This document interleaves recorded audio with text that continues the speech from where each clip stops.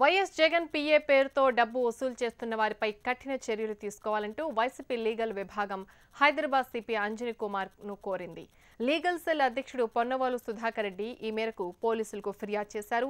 YS Jagan PA voice ను morphing చేసి డబ్బు వసూలు చేస్తున్నట్లు ఫిర్యాదులో పేర్కొన్నారు. తుని ఎమ్మెల్యే దాడిశెట్టి రాజాకు వచ్చిన బెదిరింపు కాల్ ఆడియో టేప్ ను పోలీసులకు సమర్పించామంటున్న పొన్నవోలు సుధాకర్ రెడ్డితో మా ప్రతినిధి Raviteja face to face.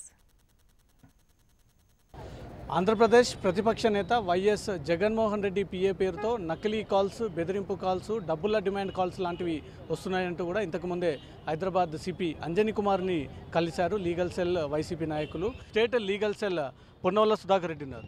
Sir, మీరు ఫిర్యాదు చేశారు. ఫిర్యాదులో ఏ రకమైనటువంటి అంశాలను పొందుపరిచారు? దీనిపైన హైదరాబాద్ సిపి ఏమన్నారు?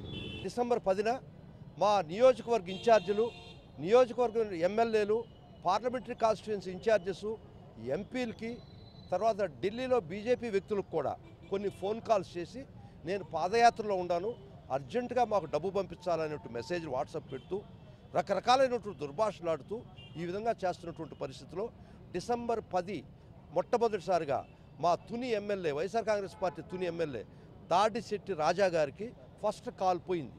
ఆ గొంతు గమనించి వారు ఇది కేఎన్ నాగేశ్వర రెడ్డి గొంతు కాదేమో అని ఒక్క నిమిషమైనట్టు ఆలోచించి ఆ ఫోన్ పెట్టేసిన తర్వాత నాగేశ్వర రెడ్డి గారికి మళ్ళీ ఫోన్ చేయడం జరిగింది.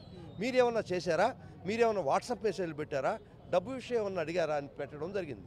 అప్పుడు మాకు డిసెంబర్ 10 నాడే ఈ విధమైనటువంటి జరుగుతుందనేటువంటి కుట్ర జరుగుతుంది, జగన్మోహన్ రెడ్డి గారిని బదనాం చేసేదానికి ఇంత నీచానికి దిగజారుతున్నారా అవతల వ్యక్తులు అనేటువంటి మాకు తెలిసింది. రాజకీయ దూకుడు తట్టుకోలేకనే ఒక వ్యక్తి జగన్మోహన్ రెడ్డిని, వైసీపీ పార్టీని టార్గెట్ చేసి కాల్స్ చేస్తూ కన్వర్షన్స్ చేస్తున్నాడు అంటూ కూడా వైసీపీ నాయకులు ఆరోపిస్తున్నారు. కెమెరా పర్సన్ భాషతో రవితేజ, HM టీవీ, హైదరాబాద్.